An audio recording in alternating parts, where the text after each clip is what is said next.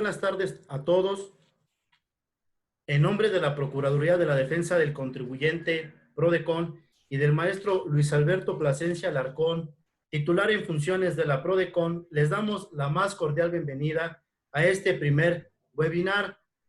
Agradezco a todos los que nos siguen a través de la plataforma digital Zoom, que lograron amablemente inscribirse, así como aquellos que nos ven a través de nuestro canal de Facebook Live. Pues bueno, les agradecemos su participación en este primer webinar.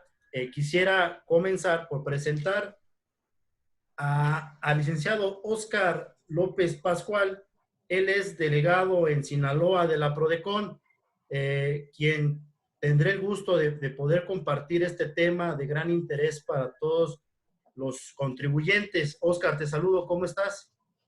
Buenas tardes, Jonathan. Buenas tardes a todo el auditorio que amablemente nos regala su tiempo para seguir esta transmisión. Como bien señalas, estoy muy agradecido con ustedes, con el maestro Plasencia, por la invitación para hablar de un tema que nos ha causado mucho revuelo en los recientes días, ¿no? Qué bueno que se hace a través de esta plataforma, porque justo de esto vamos a hablar, de la posibilidad de seguir prestando servicios de manera electrónica. PRODECON, pues, a la vanguardia, actualizándose. El tema que vamos a abordar el día de hoy es la aplicación de la regla 13.3 de la sexta versión anticipada de la primera resolución miscelánea para 2020, que recientemente se escuchaban rumores desde la semana anterior. Por ahí fue motivo de muchas llamadas aquí a la oficina, de si el SAT iba o no a suspender plazos, iba a parar, no iba a parar, qué iba a pasar. Pues el día lunes amanecimos con esta publicación a través de la página web o el portal del SAT de esta versión anticipada. Entonces, es de lo que el día de hoy vamos a platicar. Muy bien, pues muchas gracias, Óscar, por tu participación. Seguramente muy valiosa va a ser tus puntos de vista. También quisiera presentarme. Soy el licenciado Jonathan Zaret Ibáñez Belmont. Soy el director general de quejas y reclamaciones contra organismos fiscales autónomos y autoridades coordinadas de la PRODECON, y que junto con Óscar, pues vamos, como bien dijo, tendré el gusto de comentar la sexta versión anticipada de la primera resolución de modificaciones a la resolución miscelánea fiscal 2020 y sus anexos que el Servicio de Administración Tributaria, SAT, publicó el pasado 4 de mayo en su página de internet. Como bien señala, nos vamos a especificar y concretamente hablar de lo relativo al título 13, que se refiere a las disposiciones de vigencia temporal de la regla 13.3, suspensión de plazos.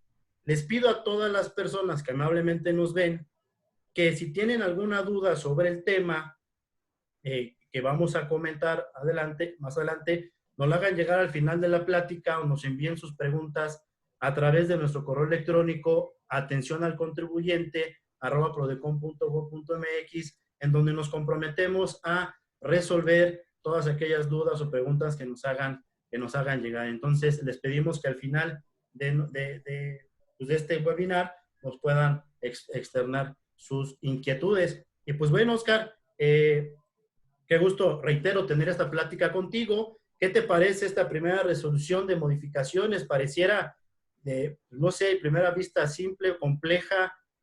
Cuando la lees por primera vez y a bote pronto, si me permites la expresión de una primera lectura rápida, pareciera que bueno, que beneficia a todos los contribuyentes. Sin embargo, pues ya si lo leemos más despacio, con más detenimiento, pues vemos que no todo es color de rosa. Incluso pues hay cuestiones que se contraponen, que generan inseguridad jurídica, que pues no tenemos la certeza si se suspende o no, y que pues precisamente PRODECON pues va a velar para generar y va a estar al pendiente para generar pues, seguridad jurídica a los contribuyentes. Entonces, pues no sé si quisieras empezar, mejor dicho, a explicarnos a grosso modo, ¿tú cómo ves esta regla? ¿Cómo ves esta versión anticipada? Correcto, Jonathan. Efectivamente, realmente de entrada pues pareció una buena noticia para hacerlo. Me voy a permitir traer una presentación en la cual nos vamos a ir pasando. Ahí, por favor, ¿la alcanzan a ver ya todos? ¿La tienen en pantalla? No, aún no aparece, pero... Estoy cargando seguramente, pero bueno. Ahorita me dices cuando ya la tengas. Listo, aparece en pantalla. Muy bien. Pues Jonathan, querido auditorio, específica, bueno, como lo mencionan, como bien lo mencionas, pues es una novedad. Realmente, ¿de dónde deriva esto? Pues adolece a los tiempos, es una necesidad, atendiendo a las consecuencias o a las circunstancias de salud que estamos viviendo al día de hoy, no solo en México, sino en todo el mundo. Pues generó mucha incertidumbre sobre algunos actos del SAT que se estaban realizando, porque si bien es cierto, no había una publicación oficial, ya había cierta afectación o algunos procedimientos que se habían visto trastocados. El lunes 4 de mayo amanece en la página del SAT la primera, la sexta versión anticipada en la que contempla esta regla 13.3. ¿De dónde emana esta regla 13.3? Pues obedece en este caso al decreto publicado por la Secretaría de Salud el 23 de marzo y a las medidas extraordinarias para efecto de buscar una sana distancia que permita pues, contrarrestar los efectos del COVID-19. Derivado de ello, pues es que el SAT ya no pudo en este caso continuar con algunos procedimientos y emite esta sexta versión anticipada. Parece que tenemos aquí una falla con avanzar con la presentación. Ahorita que se termine de... Ahí está. Como les comentaba, al ser una versión anticipada, previo a yo explicarles realmente cómo se compone la estructura de la misma, sí es importante traer a colación lo siguiente: ¿qué es el alcance de una versión anticipada? Para ello nos tenemos que ir a la regla 1.8 de la resolución miscelánea fiscal para 2020. Esta ya está publicada, salió publicada el día 28 de diciembre en el Diario Oficial de la Federación. Si nos vamos al texto de esta regla miscelánea, nos señala que las versiones anticipadas son de carácter orientativo. Pueden ser aplicadas en beneficio del contribuyente siempre y cuando no exista una disposición expresa pues, que diga lo contrario. Aquí no debemos perder de vista que esta es una regla de carácter temporal. En sí más adelante lo abordaremos, pero les anticipo que la temporalidad con la cual se va a aplicar esta va a ser del 4 de mayo al 29 de mayo de este año. No más, o atendiendo a las circunstancias de salud que imperen en ese momento. ¿Cómo se compone la regla? La regla se estructuró de 3 apartados, los cuales a los voy a señalar para que sea una más fácil comprensión e irla desarrollando, porque alguno de ellos sí es bastante extenso. El primer apartado, el apartado A, se refiere a los actos y procedimientos que sí son objeto de suspensión de plazos. Aquí cabe señalar que el SAT hace la acotación, que son los actos y procedimientos que se tramitan ante el SAT por el SAT, ¿no? Ahí nada más quiero subrayar esa parte, más un ratito lo voy a abundar, pero hay que quede claro. Apartado A, actos que sí son objeto de suspensión. En el apartado B vamos a tocar todo lo que son los actos que no son objeto de suspensión ni términos legales, es decir, van a continuar, como vienen hasta el día de hoy. Y finalmente, un apartado C en el que también se señala qué actos y procedimientos van a ser objeto de suspensión. Aquí se señalan algunos actos que realmente no son inmersos en la materia tributaria, pero que sí tienen cierta relación indirecta para autoridades fiscales, incluyendo PRODECON. En específico son actos procesales que se regulan en la Ley Federal de Procedimiento Administrativo. A grandes rasgos, eso sería la estructura de la regla 13.3. Muy bien, Oscar. Pues la verdad es que muy claro estos tres grandes bloques o incisos que contempla la regla.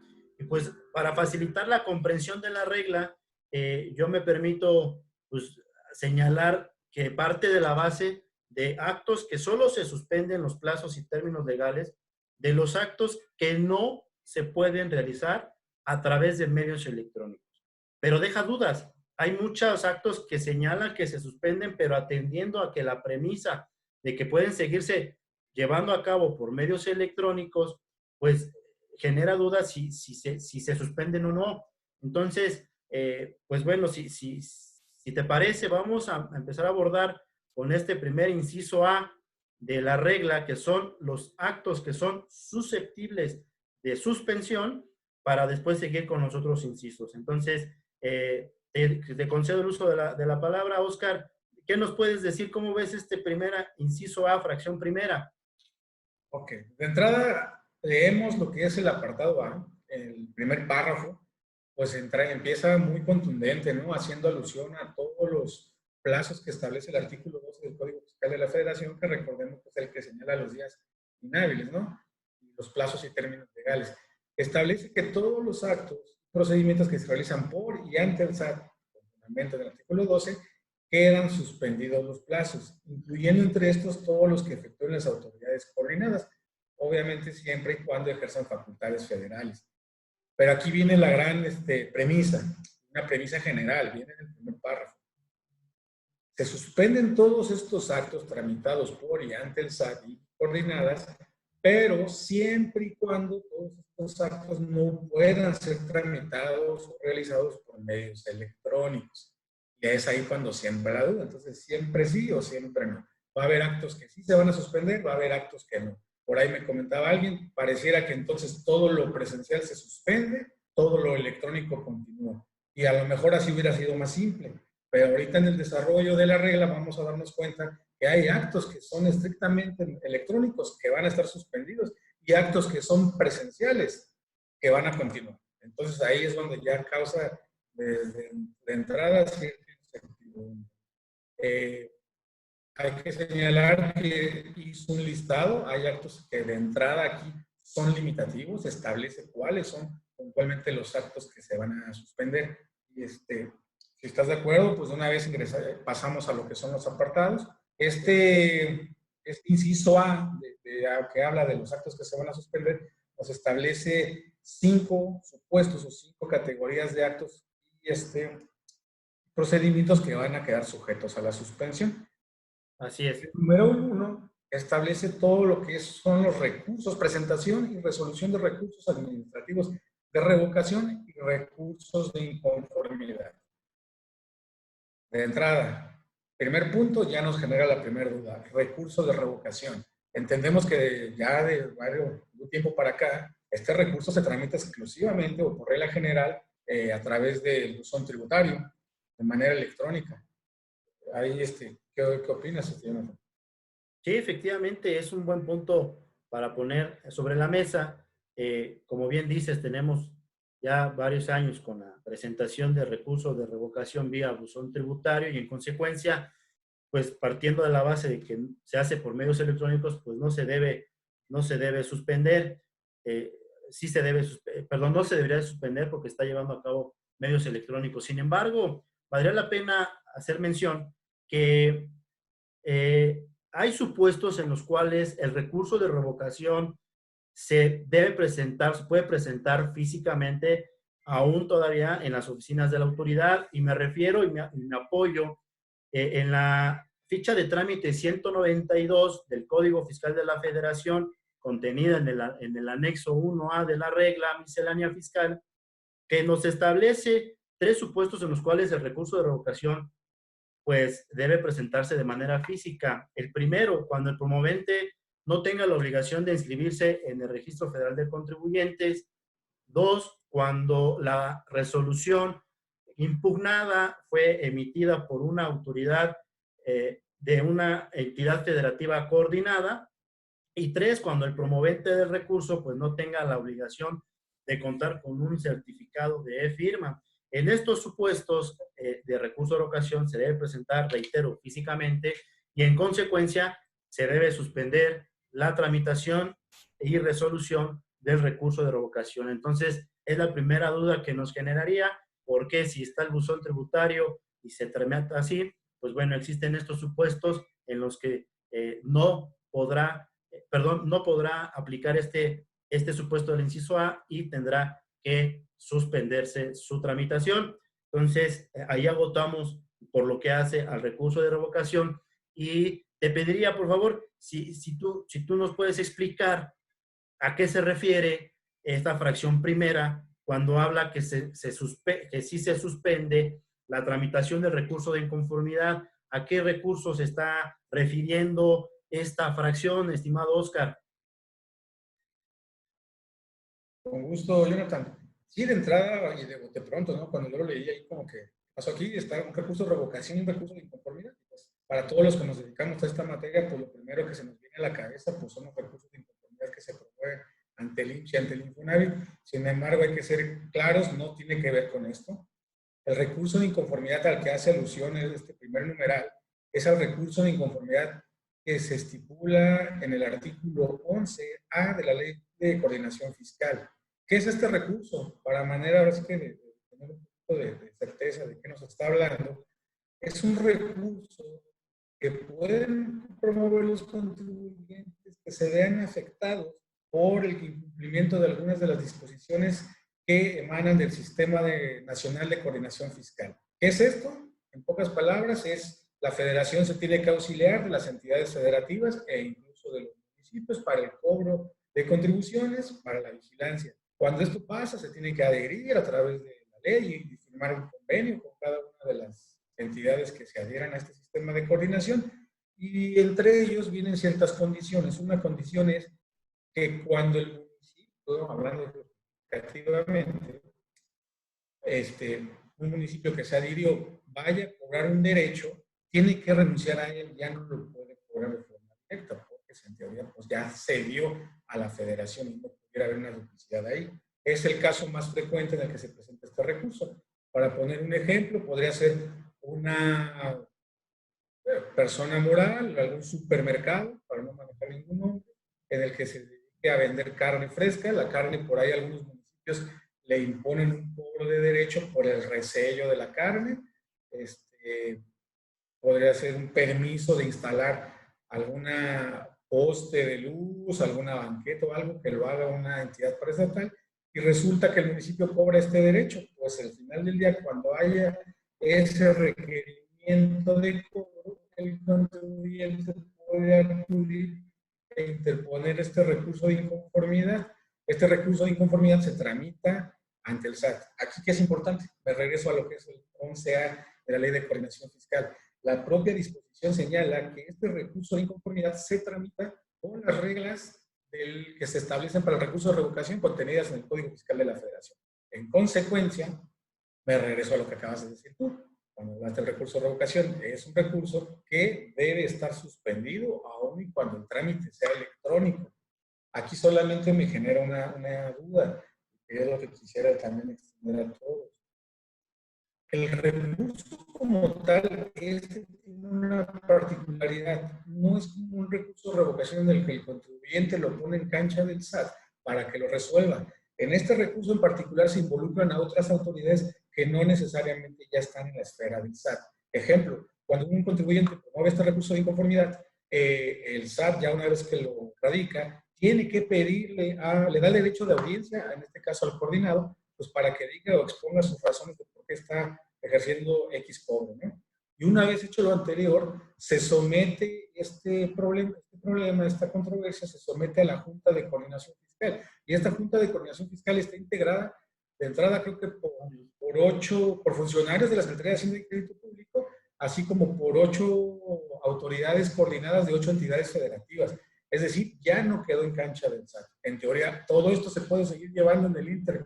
Si hay un recurso de inconformidad promovido, pues consideramos que es comunicación entre autoridades, y entre autoridades pues las comunicaciones electrónicas tienen tanta validez. Entonces ahí nada más lo dejamos como una primera duda y una consideración, que si bien por regla general se va a suspender todo el procedimiento de tanto recurso de revocación como recurso de inconformidad, consideramos que sí se puede, en específico en lo que hace el recurso de inconformidad, se puede ir avanzando en su desahogo.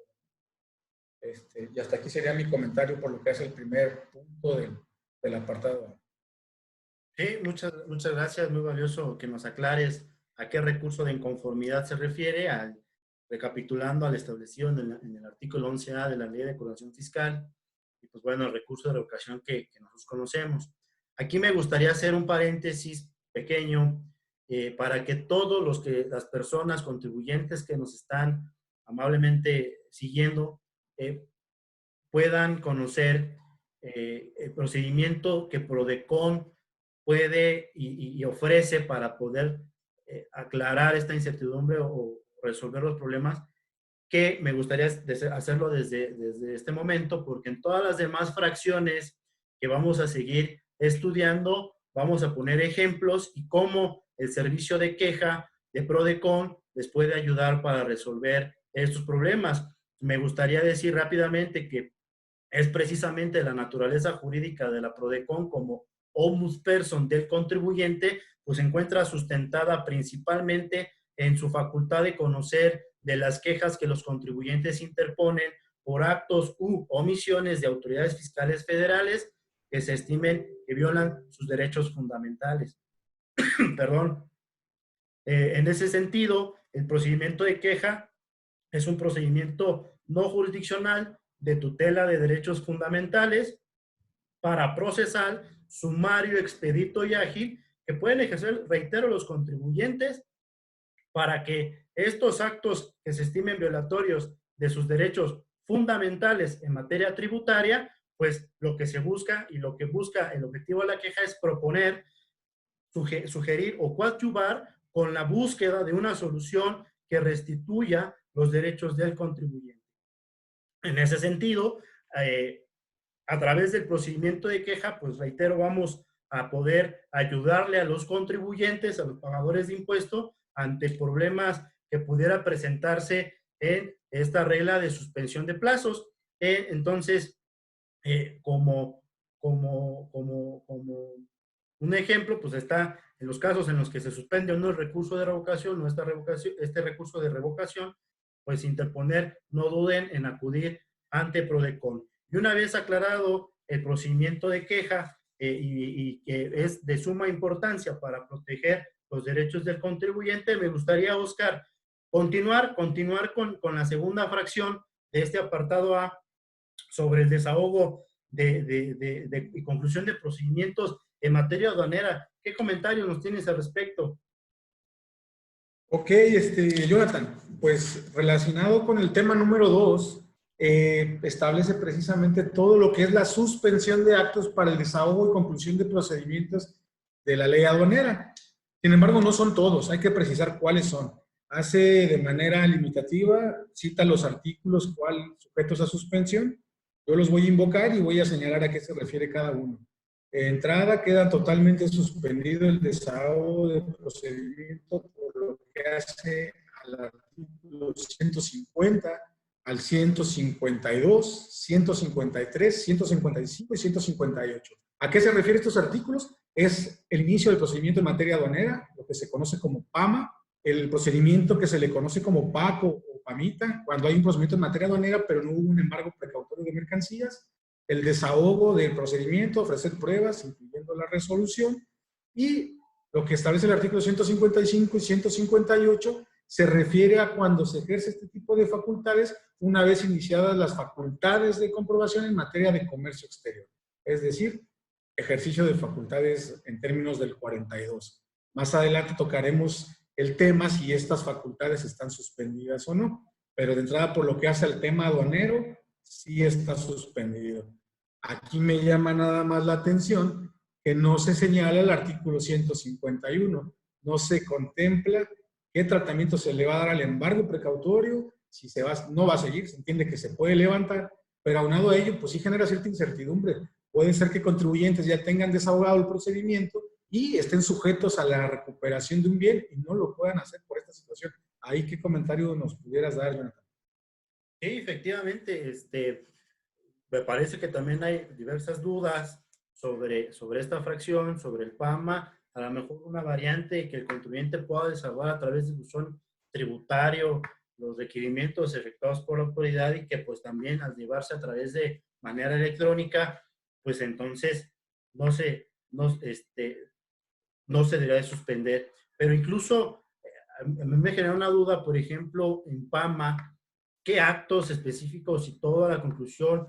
Pongo sobre la mesa un ejemplo que un contribuyente desvirtúe pues las observaciones que le hizo la autoridad aduanera y le notifican la determinación y es la liberación de la mercancía, se la ponen a disposición del contribuyente.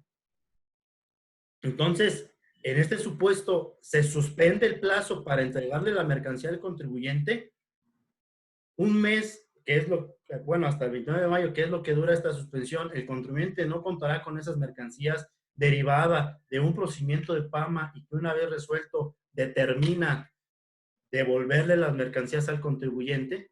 Tratándose de mercancía, me imagino una maquinaria, pues no hay problema. Si se encuentra en el recinto donde se encuentra esa mercancía, que fue sujeta al PAMA, pues no le pasará nada. Y si se trata de productos perecederos, por ejemplo, pues incluso ahí ni siquiera tendría que haber embargo. En fin, son dudas que nos surgen y que Prodecon, a través del procedimiento de quejas, si un contribuyente tiene, ya le fue determinado la entrega de la mercancía, pues nosotros pugnaremos porque no se suspenda y le entreguen precisamente la mercancía a ese contribuyente, porque fue derivado también de un procedimiento de PAMA. Al no entregarle la mercancía, afecta definitivamente al contribuyente de sus derechos, que un mes tenga, no le pueda entregar la mercancía. Entendemos la parte de la sana distancia, el entrego de mercancía es contacto con el contribuyente, un servidor de la autoridad, pero bueno, como lo veremos más adelante en el siguiente apartado B, pues ¿por qué no se suspende el PAE cuando el supuesto es el mismo? Pero no me quisiera adelantar, solo dejo la interrogante, porque si el espíritu, la esencia es cuidarnos de esta contingencia sanitaria, pues me parece que sí se suspende la entrega de la mercancía, pero por el otro lado, pues también hay que ponderar el derecho del contribuyente de requiere que le entreguen las mercancías derivadas de sus procedimientos. Son dudas y que sobre todo pues, podemos hacerlo valer a través del procedimiento de queja, Oscar. Entonces, si te parece, vamos a la fracción tercera. Correcto. No sé si por ahí me reportan que hay un poquito de falla por ahora. Perdón, no se escuchó. Sí, me reportan que tengo un poco de falla con el audio. No sé si me escucha mejor ahora. Ahí te escuchas mucho mejor. Muy bien. Sí, me parece aquí que la conexión es un poquito inestable. Voy a acercarme un poco más para efecto de que se me escuchen y si no, Ahí te oigo mucho mejor. Muy bien. Efectivamente, vamos a abordar ese tema. Es interesante el tema de ley aduanera porque pues no se puede restringir ese tipo de actividad, pero pues también hay mucha interacción personal. Más adelante lo volveremos a tocar. Saltándome a la siguiente fracción, perdón, al siguiente numeral de los asuntos que van a ser objeto de suspensión, la fracción tercera es el inicio o conclusión del ejercicio de facultades de comprobación, actos de verificación, así como el levantamiento de actas. Aquí ya nos está dejando ver que va tendiente la suspensión a detener todo lo que son facultades de comprobación. Sin embargo, como las tocaremos más adelante, me gustaría aquí abordar en el tema de actos de verificación y levantamiento de actas. ¿Qué me preocupa aquí? Es muy común el que el contribuyente se acerque a Prodecon, no es un caso muy recurrente, la cancelación de sellos digitales. Y la mayor parte de estos casos, el objeto, o más bien el motivo de la cancelación, fue por la no localización al momento de acudir a sus domicilios. ¿Qué va a pasar aquí si ya no va a haber verificaciones durante todo el mes? Una persona que tiene recién cancelado los sellos va a poder solventar, no va a poder solventar, con el procedimiento anterior que está pasando, entendiendo que entendemos que al día de hoy el procedimiento ha cambiado, pero aún así, esto los deja en estado de indefensión. Levantar actas, por ahí incluso tenemos nosotros un caso en el que ya se levantó el acta de verificación, ya resultó positiva, pero atendiendo esta suspensión, la otra autoridad no la ha recibido. Recordemos que las verificaciones las realiza la Administración Desconcentrada de Recaudación y pues no necesariamente fue ella la que canceló el sello, a veces fue auditoría, a veces fue servicios. El momento de trasladar esa prueba a la autoridad que realizó la cancelación no tampoco está detenido. Aquí, ¿qué va a pasar? Entiendo que tú como especialista en el área de quejas, como director de esa área, pues ¿qué nos podrías apoyar para efecto de llevar a buen puerto este tipo de asuntos con esta suspensión? Sí, efectivamente, delegado, como bien señalas, lo preocupante en esta fracción son estos actos de verificación y sobre todo los actos de verificación de domicilio fiscal, ya sea porque el contribuyente no se localiza en el domicilio fiscal o aun cuando se encuentra en el domicilio que manifestó ante el Registro Federal de Contribuyentes, pues el mismo no cumple, a consideración de la autoridad, pues con los requisitos del artículo 10 del Código Fiscal de la Federación. Entonces, sabemos y tenemos claro que el procedimiento con la legislación vigente hasta el 31 de diciembre del 2019 de la cancelación del certificado de sello digital, pues era presentar una aclaración y también la verificación vía electrónica, pero no se puede materializar por obvias razones, pues porque no se puede acudir a los domicilios fiscales de los contribuyentes para verificar esta situación. Y ante eso nosotros, como PRODECON, a través del procedimiento de queja, lo que vamos a impulsar y lo que vamos a tratar es que a través de un procedimiento o a través de una aclaración electrónica, el contribuyente, si se encuentra en este supuesto de una verificación de domicilio y que no se pueda llevar a cabo, pues a través de la aclaración nos aporte mayores elementos, bueno, a la autoridad, mejor dicho, y pueda acreditar que el domicilio cumple con estos requisitos para considerarlo como domicilio fiscal.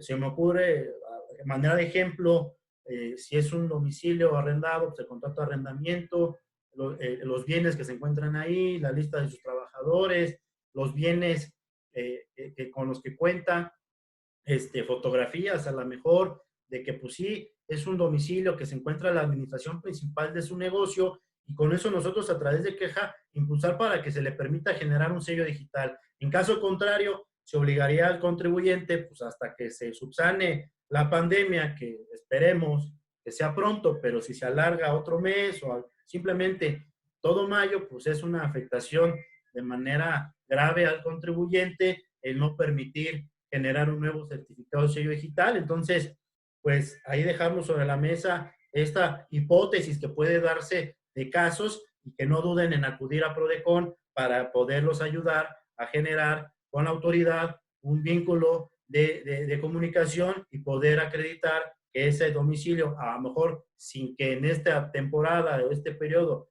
pueda verificarse físicamente, pues cumpla con los requisitos del Código Fiscal. Entonces, si no hay más dudas, Oscar, sobre esta fracción, me gustaría pasar a la siguiente, a la fracción cuarta, y si fueras tan amable de explicárnosla. Efectivamente, aquí se refiere que también van a ser objeto de suspensión la presentación o resolución de solicitudes de permiso, autorización, concesión, inscripción o registro, así como el inicio o resolución de los procedimientos de suspensión, cancelación y revocación de los mismos. ¿Qué llama aquí la atención? Hay muchos actos que incluso van relacionados con la materia de comercio, y sobre todo incluso algunos que llaman la atención, atendiendo a que la ley aduanera, pues lo vamos a ver más adelante, todo lo que es el despacho aduanero sigue vigente, está activo. Y aquí, ¿qué pasaría con contribuyentes que están tramitando su reincorporación al padrón de importadores, que lo tienen suspendido, que están solicitando? ¿Qué va a pasar con las donatarias autorizadas? Estamos de acuerdo que con la situación que estamos viviendo, pues estas donatarias autorizadas van a jugar un papel muy importante para administrar recursos, para bajar apoyar a la gente que se va a ver afectada de esta situación de salud. Entonces son dos sectores muy importantes que creo se podrían ver afectados con esta restricción o esta suspensión. Y aunado a ello, no me vas a dejar mentir, pero la mayoría de estos supuestos o de estos procedimientos ya se tramitan de manera electrónica desde hace un buen tiempo. Entonces, como que no me queda claro el por qué fue incluido textualmente aquí en esta regla como objeto de suspensión. Sí, efectivamente, como señalas, pues tus ejemplos son muy acordes con esta fracción. Una autorización de donataria autorizada, una autorización en el padrón de contribuyentes de bebidas alcohólicas, padrón de importadores, autorización de PAC, de los denominados PAC, que son los proveedores autorizados de certificación, pues, que se llevan de manera electrónica, y de entrada, volvemos a nuestra base, esos no deben suspenderse, esos trámites. Entonces, los contribuyentes que estén actualmente o vayan a presentar uno de estos autorizaciones y en respuesta a la autoridad les señale que se encuentra suspendido el plazo, pues de inmediato acudan a queja para hacer valer que estos procedimientos a llevarse a cabo por medios electrónicos no deberán estar sujetos a esta suspensión. Y si me permite, si me parece que esta fracción, la que sigue es la quinta, abarca aproximadamente, creo, 20 supuestos en los que actos se debe suspender. Te pediría, por favor, que de manera un poco más ágil citemos cada artículo y la figura jurídica que ahí se establece, y en donde tengamos dudas, como lo hemos hecho en las otras fracciones, pues nos detengamos un momento para reflexionarlas. Entonces, te pediría que le demos pues pasar estas figuras jurídicas que también se suspenden y solo detenernos en aquellas donde genere dudas. Por favor, Oscar. Un gusto. Pasamos a lo que es el numeral 5. Aquí realmente buscaron limitar cuáles son los actos y procedimientos que van a quedar sujetos a la suspensión. Como lo bien lo señalas, la regla pues fue un poquito más cerrada. Solamente se abocó a citar una serie de artículos para efecto de tener conocimiento cuáles son la suspensión. La intención de esto pues es de entrada aterrizarlos y no leer números, sino leer supuestos. Les voy a señalar a qué se refiere cada uno de esos artículos. Son aproximadamente 20, un poquito más de actos los que están sujetos a suspensión, pero, como bien lo dices, hay algunos que sí llaman la atención porque no queda muy claro. Empezaré con los siguientes. Quedan suspendidos todos los actos relacionados con lo que es el artículo 34 y 34A del Código Fiscal de la Federación. Estos artículos se refieren a la presentación y resolución o atención de consultas, ya sea la consulta normativa o una consulta para efecto de definir la metodología sobre precios de transferencia. Es a lo que se refieren estos dos artículos. Sí. Artículo 36, queda suspendido todo lo que hace la tramitación al procedimiento que se refiere el tercer párrafo. ¿A qué se refiere este tercer párrafo? Es lo que conocemos como reconsideración administrativa. Queda suspendida. Aquí primero nada más comentario. Las reconsideraciones administrativas son de manera presencial y al ser de manera presencial consideramos pues, que no pueden ser tramitadas, entonces sí tendrían que detenerse. Aquí coincidimos ahí. No hay mayor tema, ¿no? Sí.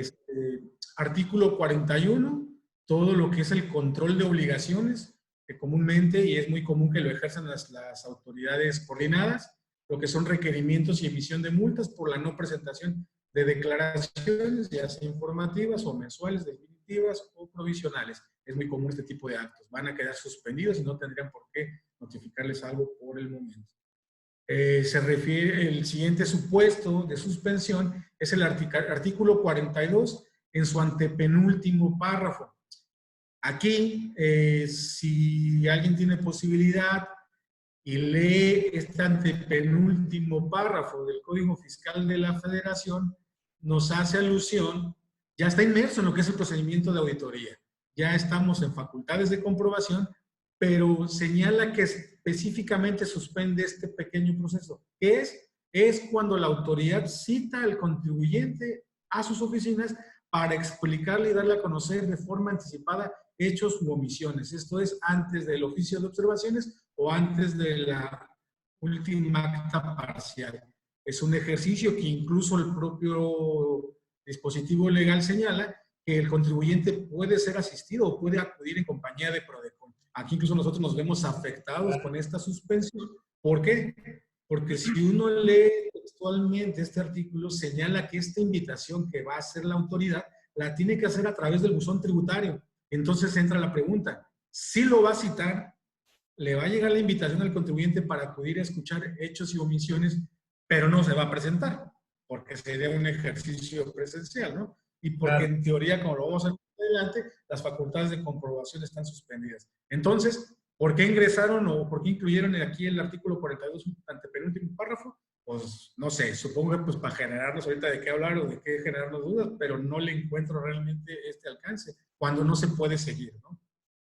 Sí, efectivamente, no podría constituirse el contribuyente en las oficinas de la autoridad para conocer estos hechos u omisiones, y mucho menos nosotros como PRODECON, uno de los servicios que también hemos ofrecido con bastante éxito es la figura jurídica, la figura del observador, en el que acompañamos al contribuyente ante una diligencia que se va a llevar a las oficinas del SAT o en su domicilio fiscal puede ser, y entonces hemos logrado con éxito que este observador pues pueda advertir también violaciones de derechos. Sin embargo, nosotros, PRODECON como institución, pues fuimos los primeros que también emitimos acuerdos en los que ante las solicitudes de observación de observadores de los que solicitan los contribuyentes, pues dijimos por el momento no estamos en posibilidad de designar a un observador por obvias razones de contingencia sanitaria. Entonces, coincido con tu observación. Creo que citar al contribuyente pues de nada serviría si al final no puede constituirse en el domicilio de la autoridad.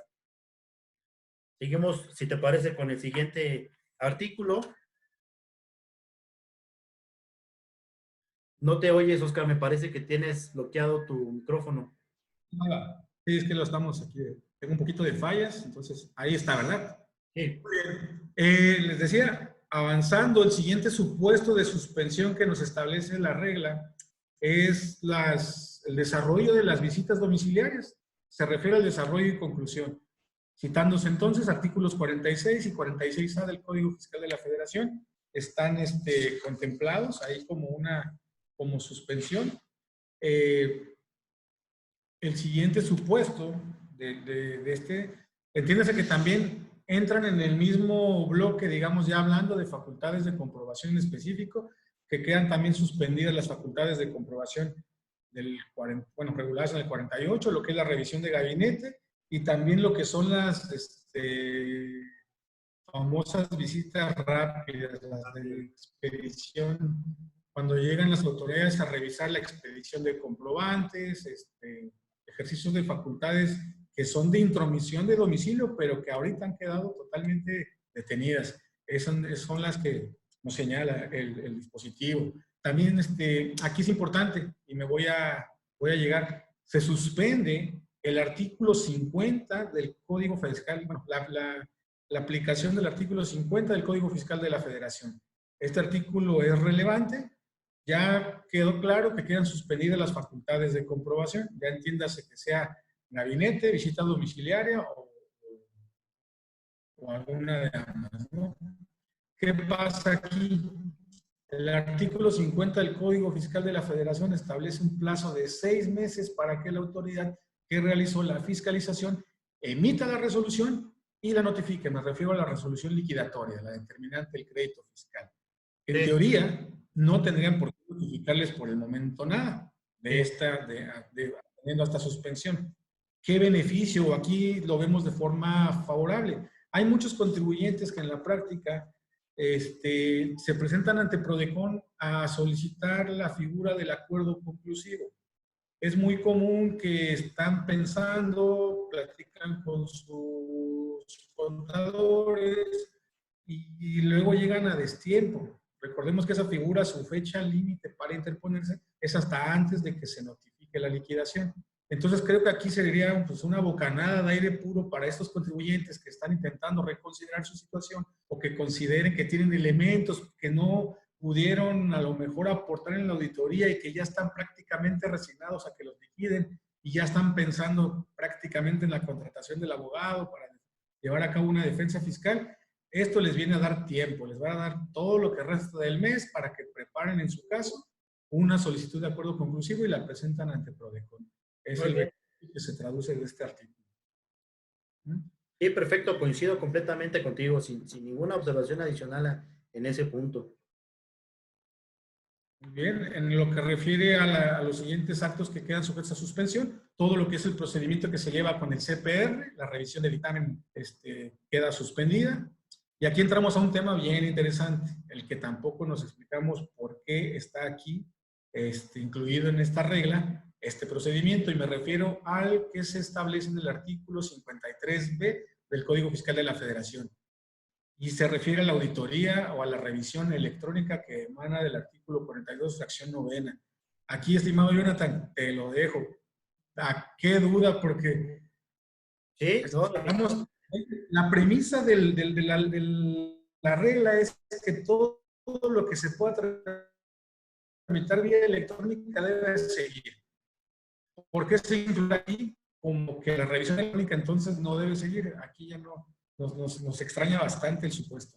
Sí, efectivamente, Oscar, como dices, pues es uno de los supuestos que vemos contradictorios de la regla, porque partiendo, como bien señalas, de la premisa que si se realiza mediante medios electrónicos no se debe suspender, pues la gran pregunta es, ¿acaso la visita, la revisión electrónica establecida en el 42, fracción novena del Código Fiscal de la Federación no se lleva a través de medios electrónicos? El propio 53B, incluso al señalar todo el artículo, pues no hace ninguna excepción de párrafo, fracción o inciso, pues todo el artículo 53B nos establece el procedimiento de cómo se debe notificar al contribuyente, los plazos que el contribuyente tiene para desahogar los requerimientos de la autoridad y en su caso la liquidación definitiva, en fin. No quiero entrar al procedimiento de la revisión electrónica, pero todo se lleva a cabo de medios electrónicos. Entonces, es una gran inquietud y inseguridad jurídica para el contribuyente decir, bueno, ¿se suspende o no se suspende? Porque si se lleva por medios electrónicos, no debería por qué. Entonces, insisto, a través del procedimiento de queja, aquí es el procedimiento es fundamental para poder hacer valer esta violación si es que la autoridad determina suspender una revisión electrónica de inmediato a través de la queja, hacer valer lo conducente. No vemos alguna justificación, se me ocurre a lo mejor que aquellos procedimientos que estaban pendientes ya porque se actualizara la figura jurídica de la caducidad, pues como me voy a robar tu palabra, una bocanada de aire fresco hacia la autoridad y decir, bueno, pues tengo otro mes para poder concluir esta visita que por el ejercicio fiscal que estuviera revisando ya estuviera por actualizarse dicha figura, pero pues incluso en artículos adelante, en la misma fracción, está el propio 67 del Código Fiscal que nos establece pues esta figura de la caducidad. Entonces, pues, al final la caducidad se amplía, digámoslo así, un mes más. No vemos la razón, pudiera hacer ahí unas revisiones electrónicas pendientes que ya tuviera, pero no obstante esa postura o inquietud que PRODECON manifiesta, pues a través de la queja, con mucho gusto los atendemos y resolvemos esa inseguridad jurídica que esta fracción puede generar al respecto. Entonces, pues es mi comentario al respecto. Oscar, si seguimos con el siguiente artículo, te lo agradecería. Muy bien, pues como bien nos señalas, digo, el artículo 63, segundo párrafo, también queda sujeto a la suspensión, que es el plazo de los 15 días que se otorga al contribuyente, cuando se obtuvo documentación o información por parte de otras autoridades, ¿no? Para efecto de que se impongan. Es respetar la garantía de audiencia, queda totalmente suspendida. Como bien lo señalaste, el artículo 67 detiene la facultad de la autoridad para determinar contribuciones y accesorios. Con mayor razón no comprendemos el por qué entonces la revisión electrónica la están deteniendo. Si tienen ahí esa salvaguarda de tener a través del 67 suspender la caducidad, pero bueno, ahí va a quedar como una gran incógnita, pero qué bueno que con el procedimiento de queja que tenemos podemos brindar certeza al contribuyente. El siguiente supuesto, artículo 69D del segundo párrafo. Aquí ya entramos a lo que es la materia del acuerdo conclusivo. Aquí me detengo por lo siguiente. Quiero regresarme a la premisa de la regla. Como recordarán, cuando inicié y les comenté el primer párrafo de este apartado A, es textual la regla al señalar que se suspenden los actos y procedimientos que se realizan por el SAT y ante el SAT. Ahí subrayo otra vez, por el SAT y ante el SAT. Aquí el dispositivo 69D está regulando un procedimiento que no se tramita ante el SAT y que tampoco tramita el SAT. ¿A qué me refiero? Al acuerdo conclusivo. El acuerdo conclusivo es un procedimiento alternativo de resolución de controversias que tramita PRODECON, que el eje rector del procedimiento lo lleva a PRODECON y que todo se desahoga ante PRODECON. El segundo párrafo, el que hace alusión al lineamiento, se refiere al plazo de 20 días que tiene la autoridad revisora para pronunciarse en cuanto a la postura del contribuyente. Es decir, ¿acepta o no acepta el acuerdo conclusivo? Entendemos que la autoridad dice, oye, estoy ahorcado, necesito tiempo, suspendo los 20 días, pero lo está haciendo de manera unilateral, cuando realmente PRODECON es el que tendría en todo caso que regular este procedimiento. más adelante abundaremos sobre el tema de los alcances de nuestro Acuerdo General 3/2020, en el que quedó establecido que Prodecon continúa trabajando. El procedimiento de acuerdo conclusivo debe continuar y no se detiene. Y categóricamente aquí hay que hacer esta precisión que nos han informado nuestra alta dirección. Desde el momento en que esto salió publicado el 4 de mayo, bueno, no publicado, salió en la página del SAT, se mandó una postura de Prodecon al área central del SAT y sabemos que pareciera que en la definitiva le tendrían que dar para atrás a esto, porque están trastocando un procedimiento que no es del SAT, es un procedimiento de Prodecon. ¿Qué se entiende por esto? Que aún y cuando la regla lo señale, los 20 días que tiene la autoridad para atender nuestro requerimiento, para que manifieste su postura en un acuerdo conclusivo, lo tiene que hacer. Por ahí ya algunas autoridades se habían comunicado, ellos sí lo están viendo del lado totalmente a su beneficio, quieren detener no solo los 20 días, quieren detener todo el procedimiento de acuerdo conclusivo. Ya les hemos explicado los alcances y la interpretación que nosotros le estamos dando y solamente estamos esperando que esto se defina o que haya alguna comunicación. Creo que ahí tú tienes un poquito más de información. Sí, bien, Oscar, como señalas, Prodecon ha estado al pendiente siempre de este supuesto, como tú bien señalas, el acuerdo conclusivo, perdón, perdóneme, el acuerdo conclusivo, pues es un procedimiento autónomo que no debería por qué haber tocado aquí el SAT y pues estará la Procuraduría pendiente de que no se suspenda el procedimiento de acuerdo conclusivo.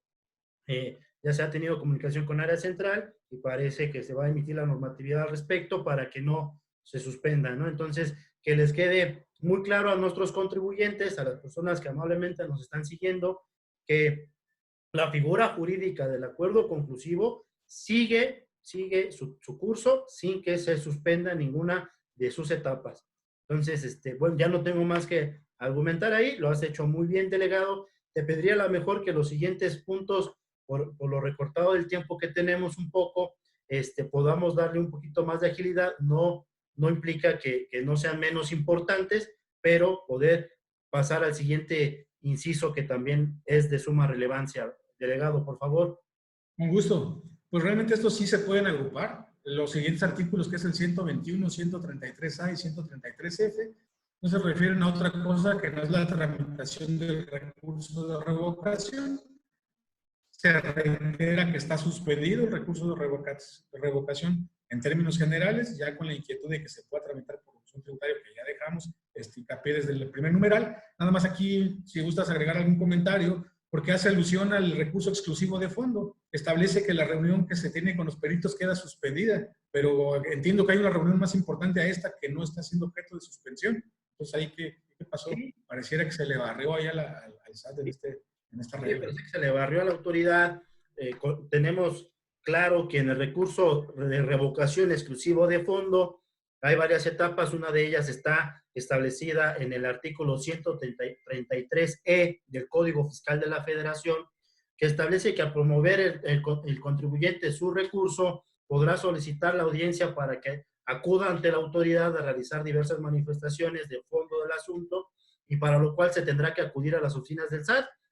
Y ese artículo misteriosamente no está ahí en esta fracción 133E. Sin embargo, sí está el 133F, que es dentro del mismo recurso de revocación exclusivo de fondo, la audiencia de oralidad de peritos, que es aquella que se celebra también por parte de la autoridad cuando requiere hacerle preguntas al perito, incluso se cita al contribuyente, a la autoridad y al perito. Entiendo la sana distancia, pues por precisamente esa audiencia debe suspenderse porque no puede haber contacto o acumulación de personas, pero pues entonces queda la incertidumbre de por qué la otra audiencia que también solicita el contribuyente para acudir ante la autoridad no se contempló. Son pues algunas, no llamadas deficiencias, pero sí algunos supuestos que no se contemplaron en la norma y que me parece debieron haberse actualizado.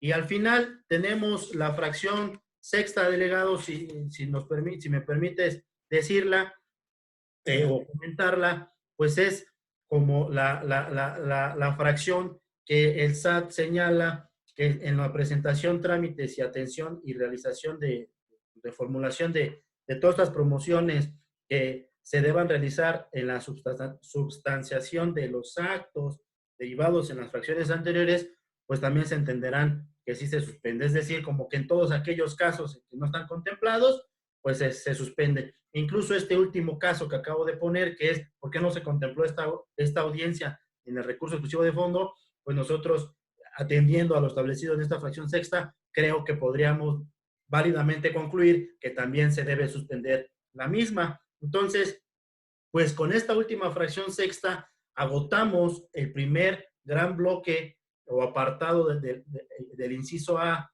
de la regla, que son actos que sí se suspenden, y me gustaría, si me permites, pues llegar a pasar al apartado B, que son los actos que no se suspenden, que por cierto la regla hace una lista de actos o procedimientos enunciativa más no limitativa de los mismos, dejando la puerta abierta para que otro supuesto pues no se encuentre comprendido en la suspensión.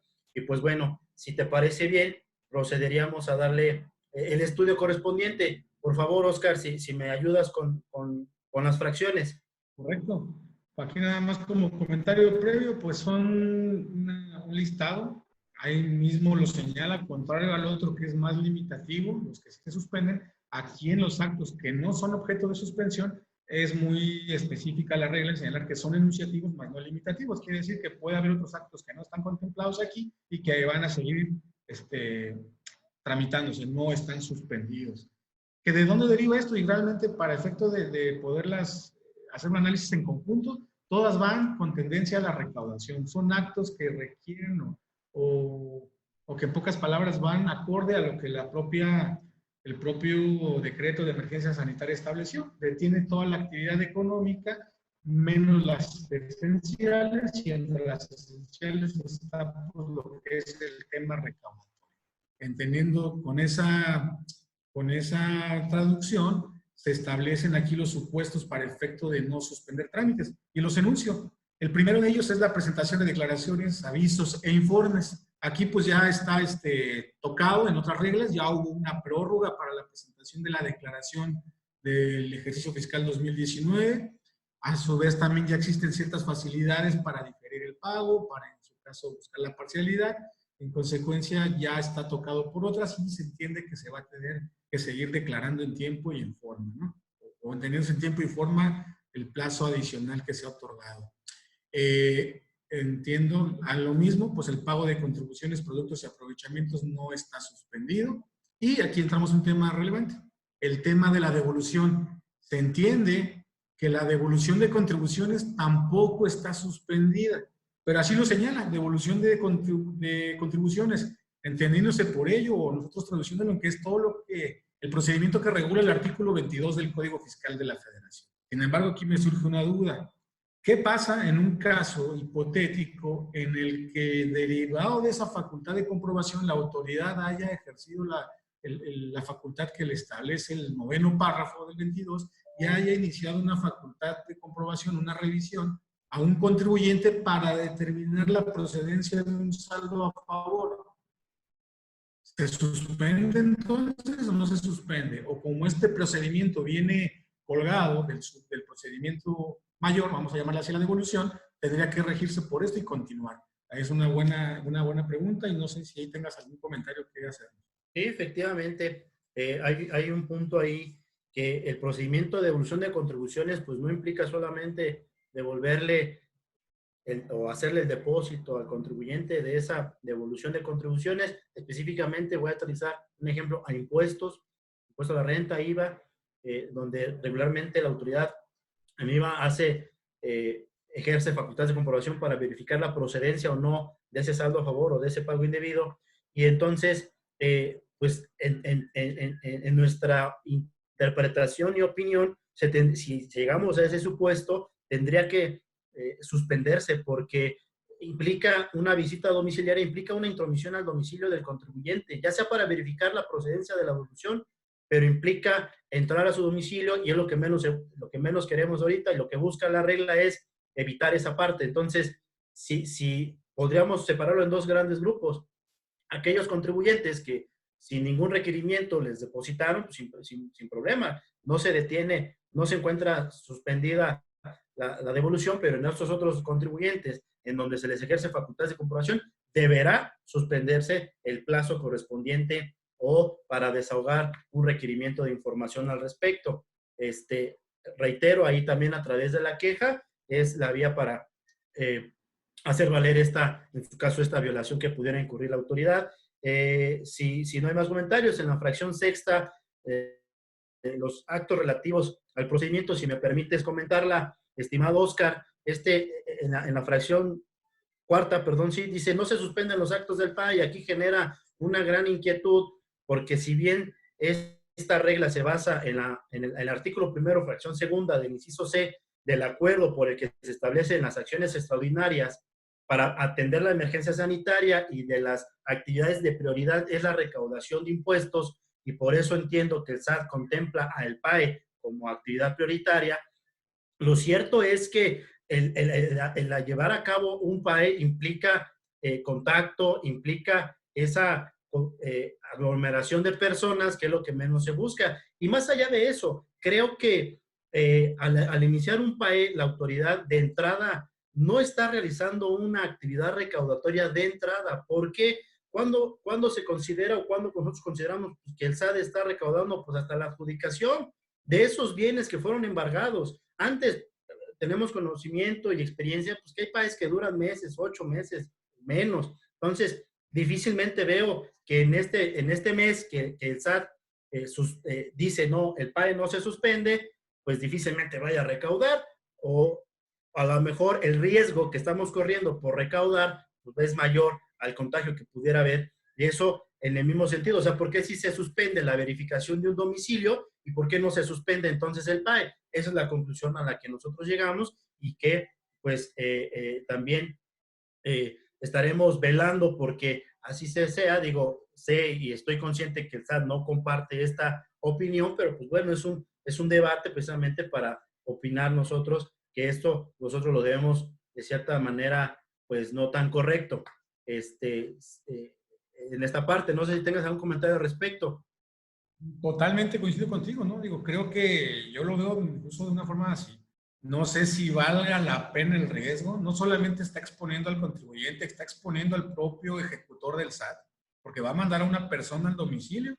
Tiene que introducirse al domicilio, señalar bienes que no se va a poder llevar. Sabemos que el procedimiento, el requerimiento de pago y embargo es muy poco efectivo, es muy poca gente, y cuando llegan y le requieren y le pagan, saca el dinero y lo paga, o le recibe la línea de captura y va y lo liquida. Pues si están en ese supuesto es porque en realidad no tienen muchas veces con qué responder. Se inicia el procedimiento de cobro, y también hay que, a lo mejor precisar, este procedimiento de cobro interviene en otro tipo de autoridades, registros públicos locales, padrones vehiculares, Comisión Nacional Bancaria, los propios bancos, otro tipo de entes que realmente están suspendidos en muchos casos, ¿no? Aquí a nivel local el registro público no está trabajando. Entonces, ¿por qué ir a ejecutar y ejercer un acto de molestia? En este caso, pues poniendo en un riesgo, yendo un poco en contra del tema de la sana distancia, aun y cuando entendemos que el acuerdo de medidas extraordinarias establece que la recaudación es esencial, pero pues una buena práctica sería no hacerlo. No va a llegar, no va a rendir frutos, pues no va un mes, o los días que faltan, entendemos va a terminar esto en junio, pues no se entendería el por qué tuviera que afectar. Entiendo que a lo mejor habrá cobros que ya están a punto de prescribir, pero pues de ningún momento, y si lo leemos del propio lineamiento, no se advierte que se haya señalado el artículo 146. Entonces quedó intocado. Pues a lo mejor ahí hubiera estado la salida, pero bueno, nada más ahí queda como reflexión. Y si me permites, pues continúo para efecto de terminar con este apartado B de los actos que no suspenden. Adelante, El adelante. siguiente sería los actos de entrada y salida de mercancías del país. Lo que se conoce como despacho aduanero, es claro, ahí sí no se puede tener, no depende nada más de factores internos, sino también de materia de comercio exterior y hasta de algunos tratados que se tienen firmados, ¿no? La mercancía tiene que fluir. Y finalmente todo lo que es asistencia, orientación a los contribuyentes, incluidas las inscripciones, los avisos al RFC, que se deban realizar de forma presencial en la administración desconcentrada de servicios al contribuyente de su localidad. Esto siempre y cuando se haga con previa cita. Es decir, no cierra puertas el SAT tampoco de forma tajante.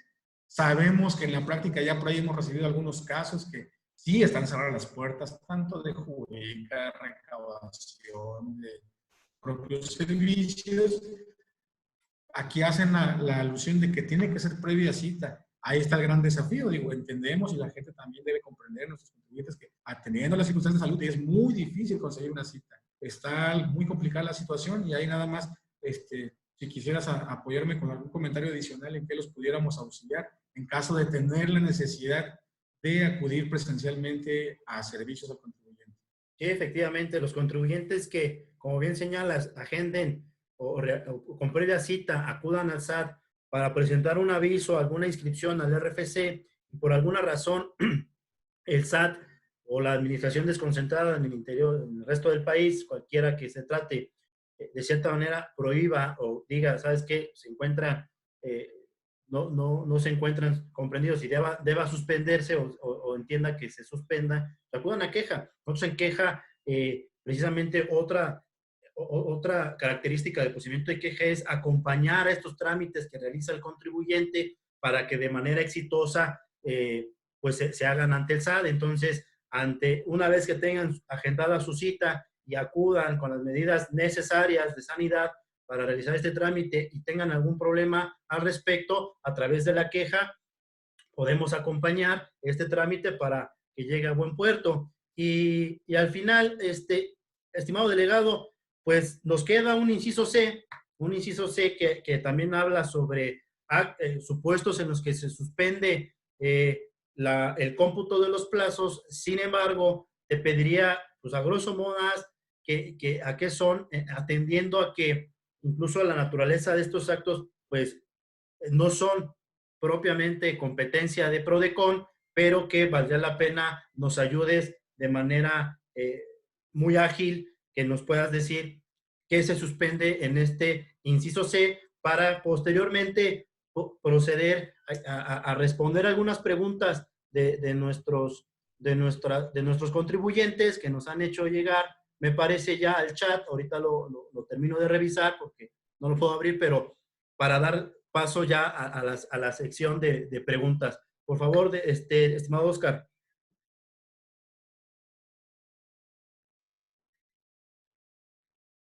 Con gusto, Jonathan. Nada más hay un temita ya antes de salir, no sé cómo andemos de tiempo, pero antes de salirnos del apartado B, un interrogante. Perdón, ¿me escuchas? Sí, te escucho, te escucho. Un interrogante que quería realizar nada más. No veo contemplado ahí dos procedimientos que de entrada son electrónicos, entendiéndose por ello, pues que se pueden seguir llevando, aunque tienen sus particularidades que a veces se llevan en papel. Y me refiero a los procedimientos del artículo 69B del Código Fiscal de la Federación. ¿Qué va a pasar con esos contribuyentes que están ahí como EFOS y EDOS pendientes de acreditar la existencia de operaciones? ¿Se detienen o no se detienen?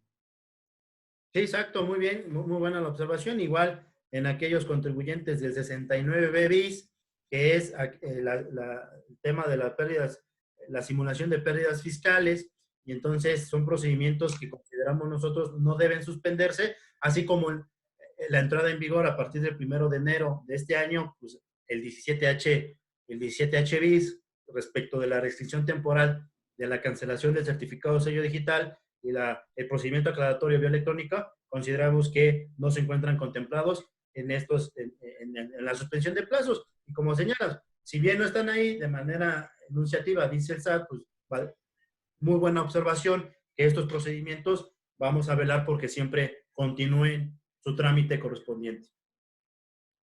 Muy bien. Pues bueno, entonces sí, entramos a lo que es el bloque final, el bloque C de esta regla miscelánea.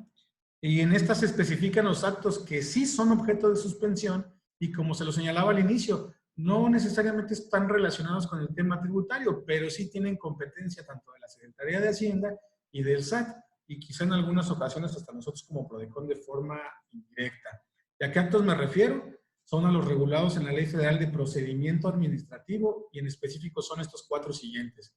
todos los actos relacionados con el cumplimiento de la ley, como se le conoce comúnmente, ley antilavado, o la ley federal para prevenir operaciones con recursos de procedencia ilícita.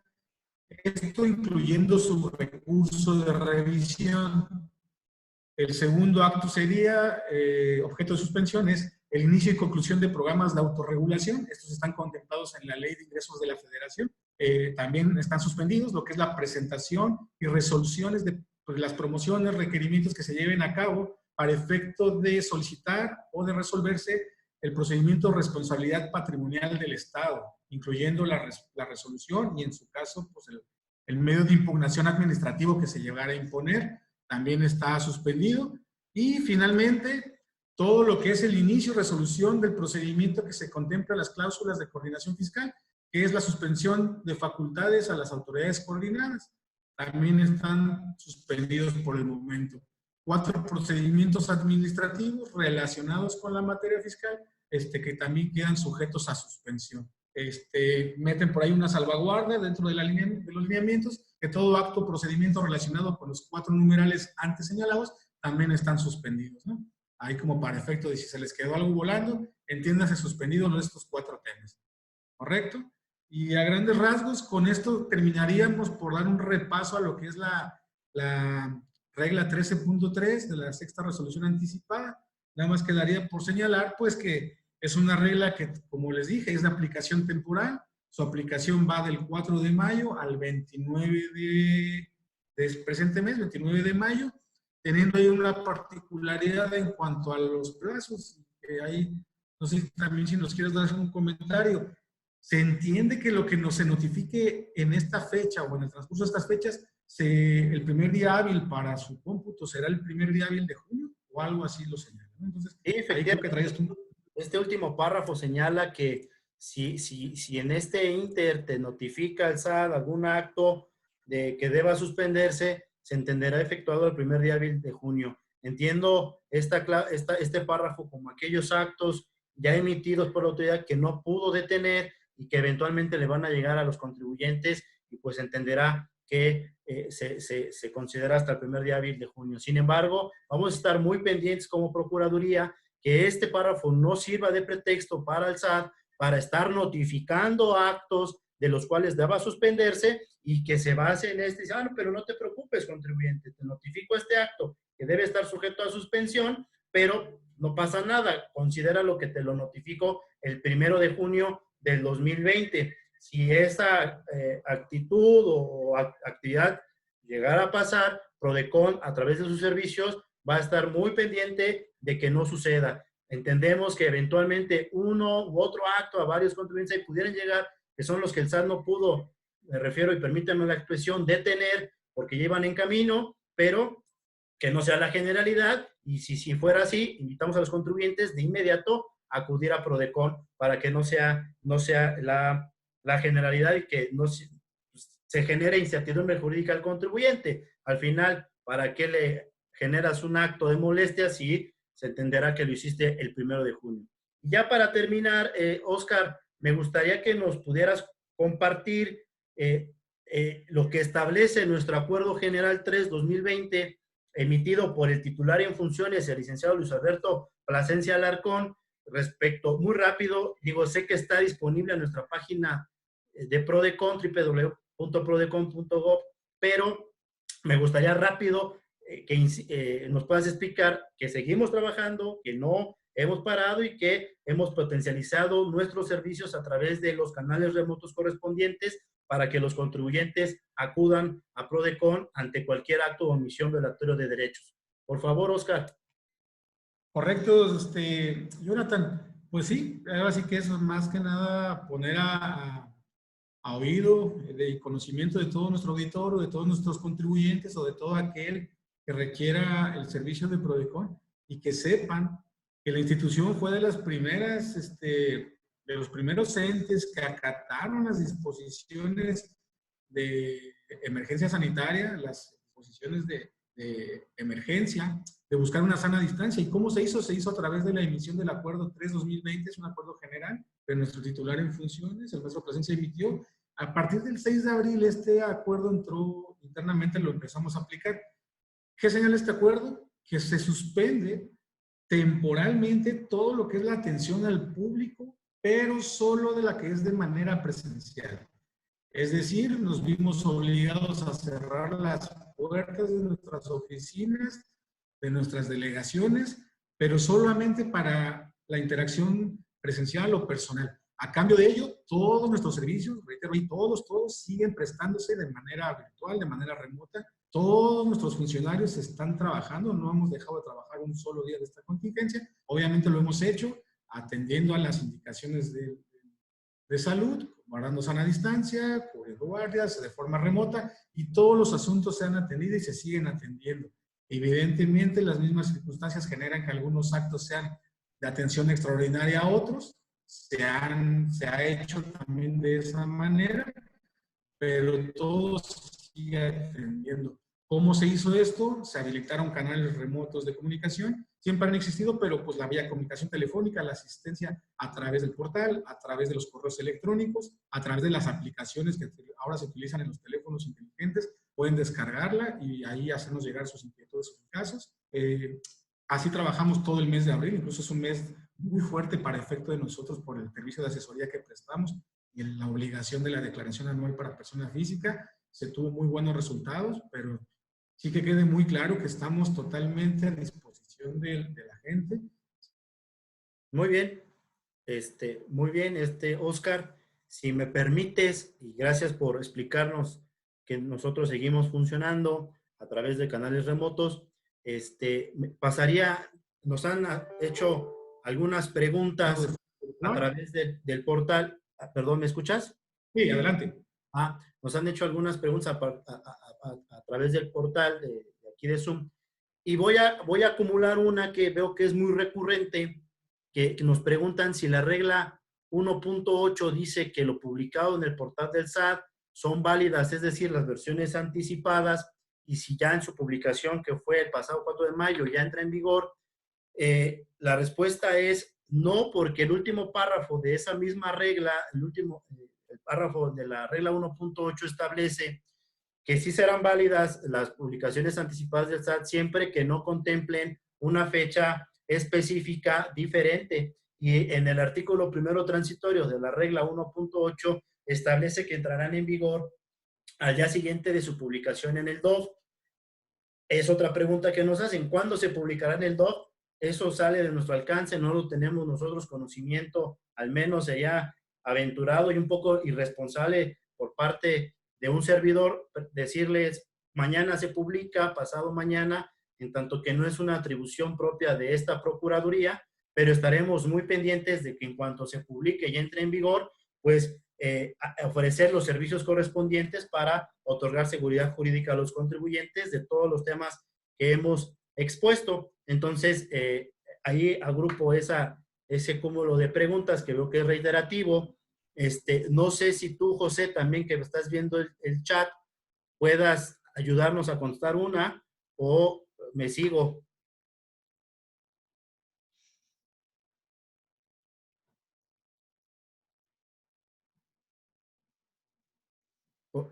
Oscar. No, continúo. Miren, aquí también tengo alguna pregunta.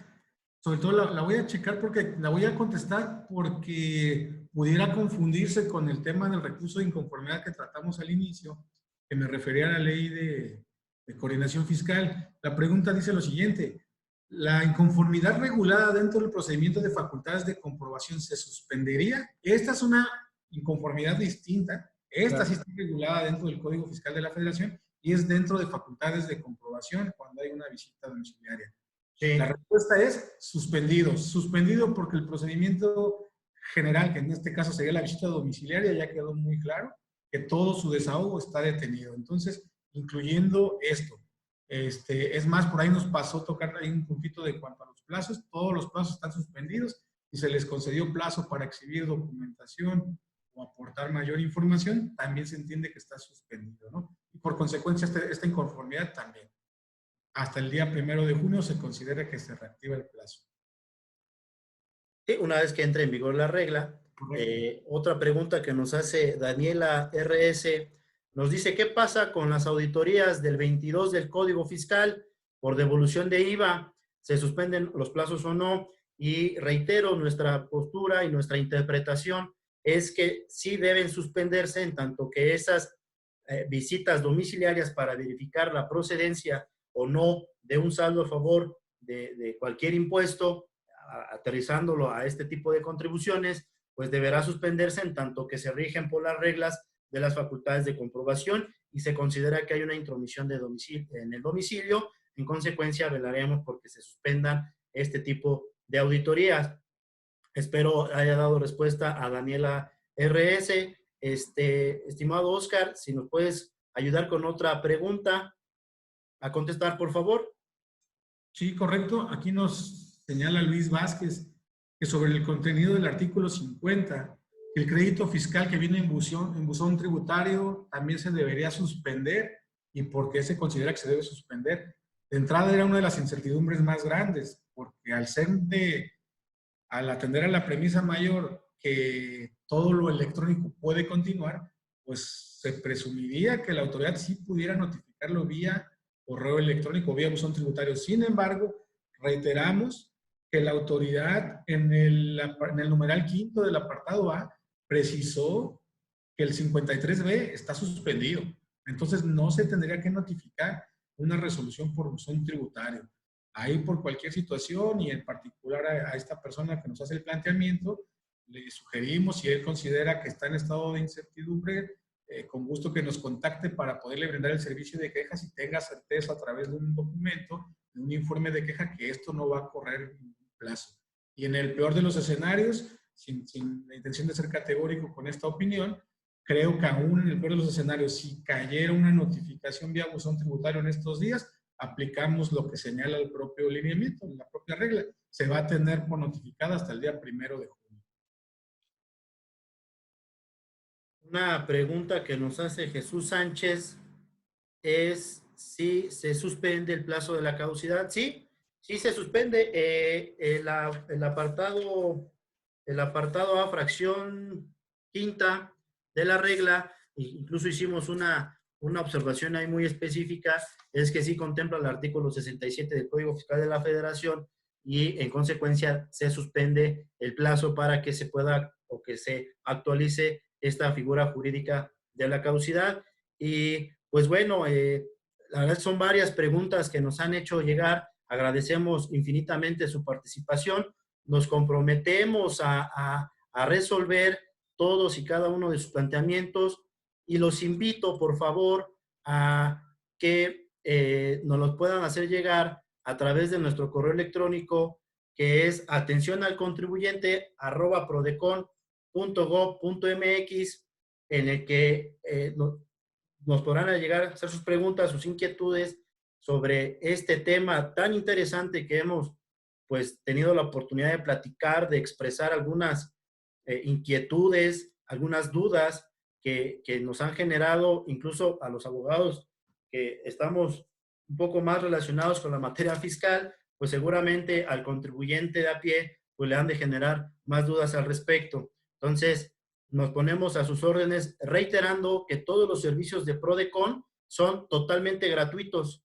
Acudan, por favor, a nuestras oficinas, aun cuando no se encuentre la gran mayoría del personal trabajando o vean trabajando en las oficinas. Estamos trabajando desde canales remotos y los trámites de orientación, asesoría, queja, acuerdo conclusivo, representación legal, bueno, se encuentra suspendido porque están suspendidos los plazos ante el tribunal, una consulta especializada, en fin, todos los servicios que presta Prodecon seguirán funcionando. Como bien dijo el delegado Oscar López Pascual, nuestro acuerdo 3-2020 nos habilita para tal fin y en consecuencia estamos a sus órdenes.